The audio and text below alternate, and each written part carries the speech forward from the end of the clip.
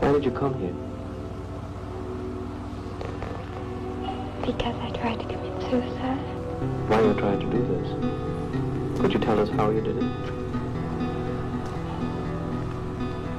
I took an overdose pill. 100, didn't you? 100, yes. And why did you want to commit suicide? Because I didn't want to face anything. This wasn't the first time.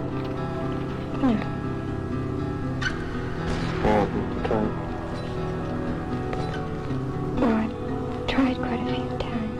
Why did you try so persistently to take your own life? It's a difficult question. Yes. I was just desperate. And I couldn't face things that had come up.